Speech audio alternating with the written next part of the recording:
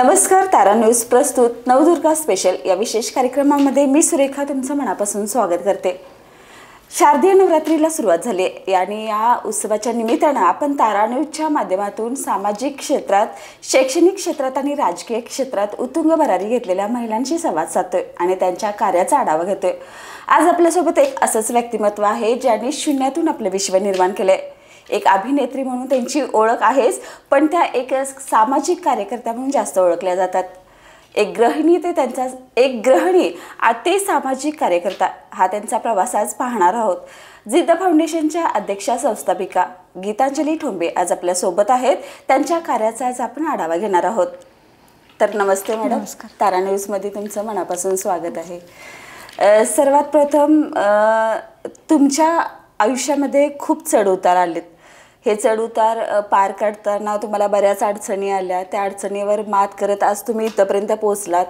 काही वेळा तुम्ही निराशी झालात, तर अशा वेळेचा तुमचा तो जो क्षण होता त्याबद्दल काय सांगाल? निराश झाले म्हणजे जेव्हा माझं लग्नच झालं मॅडम, 16व्या वर्षी लग्न झालं माझं। लग्न झाल्यानंतर मी पहिल्यांदा मोठं कुटुंब हे माहीतच नव्हतं आणि 16 वर्षात मेन म्हणजे संसार म्हणजे हेच काही माहीत नव्हतं। का तर घरी पण असं कोण मोठं नाही की बाबा भाऊ वगैरे त्याचं लग्न झाले आणि आपण माहीत असतं आपल्याला बऱ्याच गोष्टी। तर मला संसार म्हणजे काही माहीत नव्हतं आणि 10-15 लोकांचं कुटुंब, आणखीन स्वयंपाक वगैरे सुद्धा येत नव्हता। काहीतरी तिखट मीठ जास्त कमी जास्त व्हायचं, त्यामुळं मला बोलून घ्यायला लागायचं, टोमणे वगैरे खावे लागायचे। मला खूप म्हणजे त्यावेळी त्रास व्हायचा त्या गोष्टींचा, पण मी सांगू कुणाला असं व्हायचं। पण 1 वर्षाच्या आत मला मुलगी झाली। हां, त्याच्या अगोदर मला असं नेहमी वाटायचं की आपण नको जगायला, नको आत्महत्या करावी वगैरे। पण ज्यावेळी मुलगी झाली तेव्हा मला असं वाटलं की नाही, आता आपण स्वप्न सगळी आपली ह्या मुलगीच्यात बघायचं आणि हिलाच मोठं करायचं, हिला चांगलं शिक्षण द्यायचं। का तर माझं कमी वयात झालं, शिक्षण पण माझं कमी असल्यामुळं मी सगळी स्वप्न माझ्या मुलगीच्यात बघितली। अच्छा, तर बरोबर आहे, तुमचं शिक्षण खूप कमी झालं किंवा लग्न खूप कमी वयात झालं। तर हे सगळं होण्याबाकी म्हणजे असं काही कारण होतं का?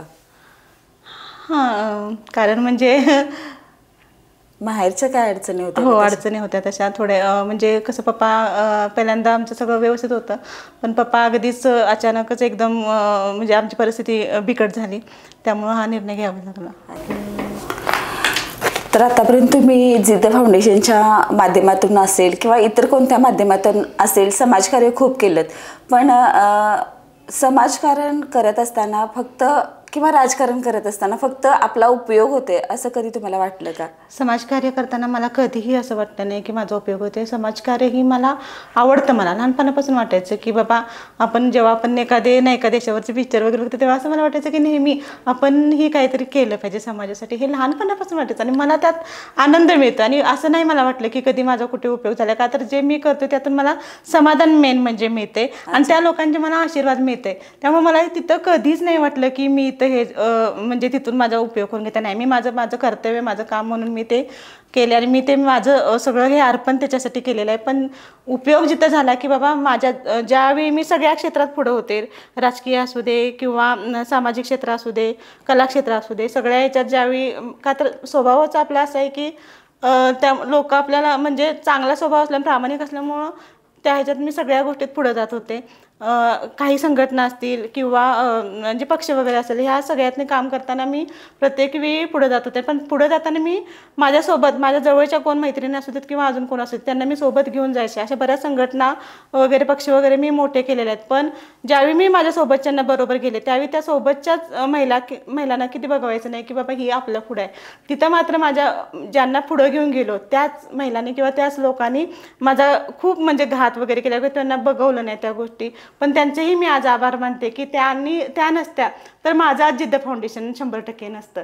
त्यामुळे मला त्यांच्या खूप म्हणजे त्यांच्याबद्दल उलट त्यांना मी धन्यवाद मानते की तुम्ही असं वागलात। म्हणून म्हणतात ना की बाबा काही लोक वाईट येणं सुद्धा आपल्या आयुष्यात काहीतरी त्यातून चांगलं घडत असतं। अच्छा,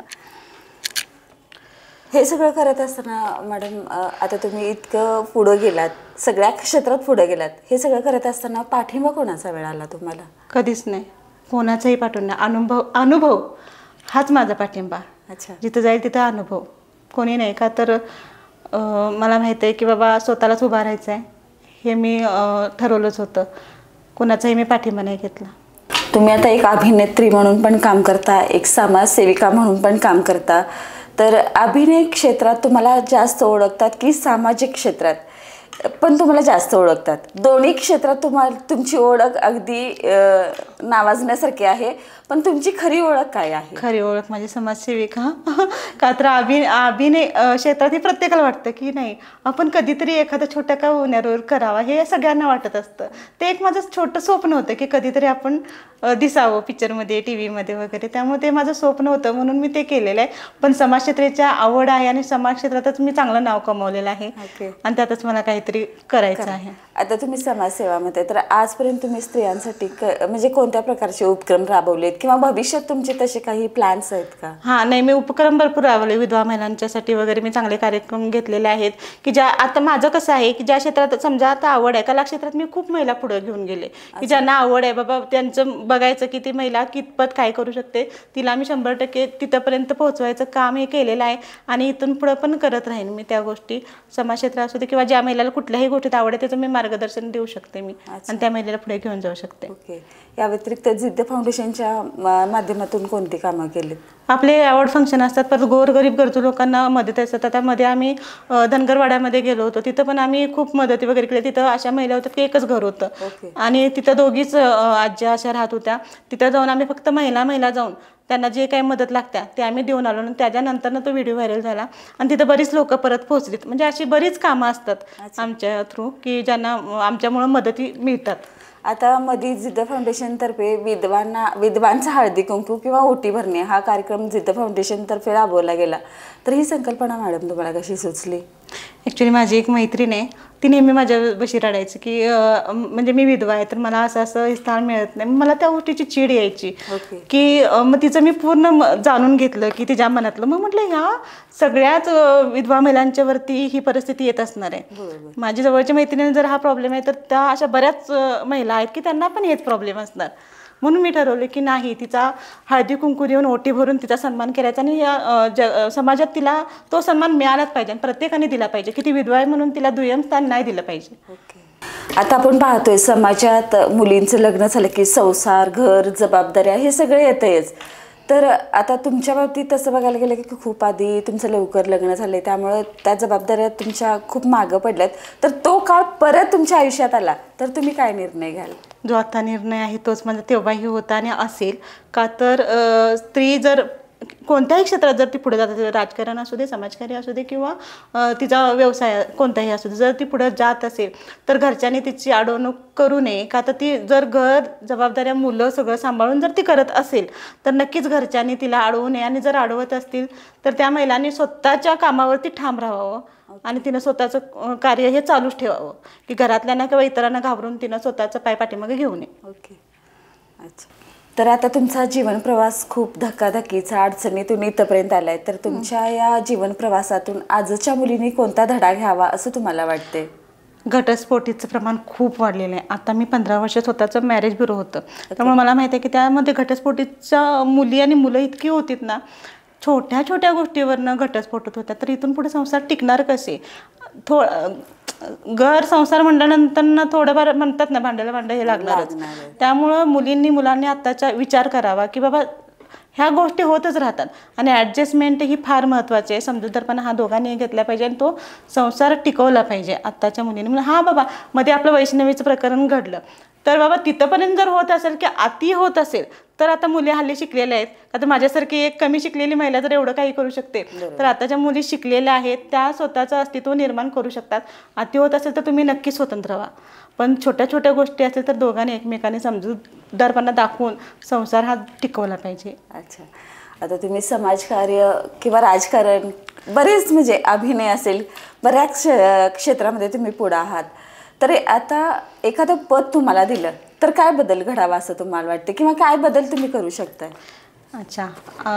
म्हणजे बदल आता बघतोयच, अत्याचार लहान मुलींच्यावरती किंवा अन्याय हा घरातली महिला असू दे किंवा बाहेरच्या असू दे, घरातही महिला सुरक्षित नाही, बाहेर नाही.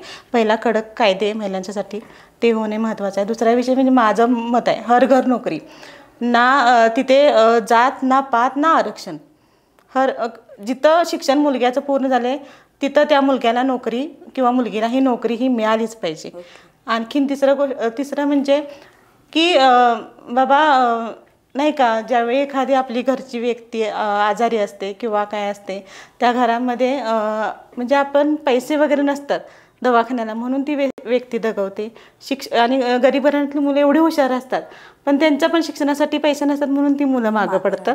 आणि तिसरी गोष्ट म्हणजे आपली जी कोण माझी माऊली आहे ती कधी उपाशी झोपू नये. का तर एखादी म्हणजे महिला असती, भांडी वगैरे घासती, सगळं करते, नंतर नवरा एखाद्या दारोडा वगैरे असतो, मग काय करते ती, पहिल्यांदा मुलग्याला नवऱ्याला जेवायला घालते, उरलं तर आपण खाते, नाहीतर ती उपाशी झोपते.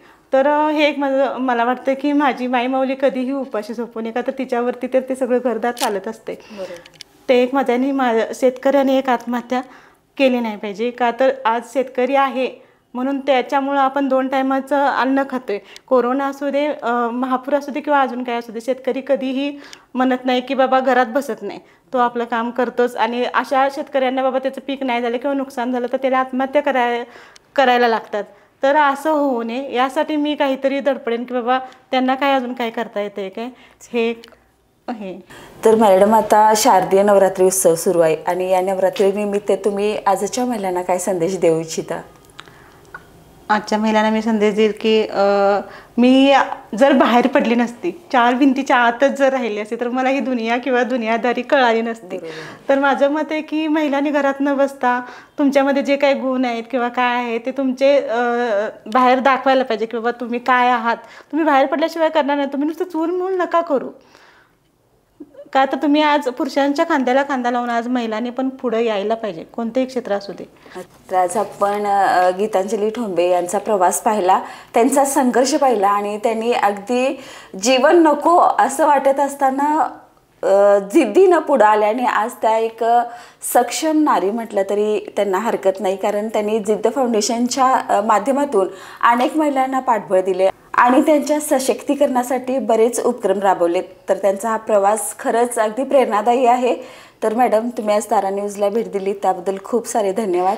मीही तारा न्यूजचे खूप खूप आभार मानते की आज माझ्यासारख्या महिला अजून कितीतरी आहेत की त्या तुमच्यामुळे कुठेतरी आज पुढे जायचा प्रयत्न करतात. त्यांचं बऱ्याच गोष्टी असतात त्या कुठे सांगायच्या हा विषय असतो की त्यामुळं तुम्ही आज तारा न्यूज पण सुद्धा एक महिला म्हणून तुम्ही सगळ्या जणी चालवताय, ह्याचा पण मला खूप अभिमान वाटतो. आणि आज खरंच तुमच्यामुळं मी आज इथंपर्यंत आले, याचा पण मला म्हणजे बाबा मी जगापुढं माझी हे जी काही कहाणी होती ती मांडण्याची संधी तुम्ही दिल्यात, त्यामुळं खरोखर तुमचे मी मनापासून आभार मानते. Okay, thank you.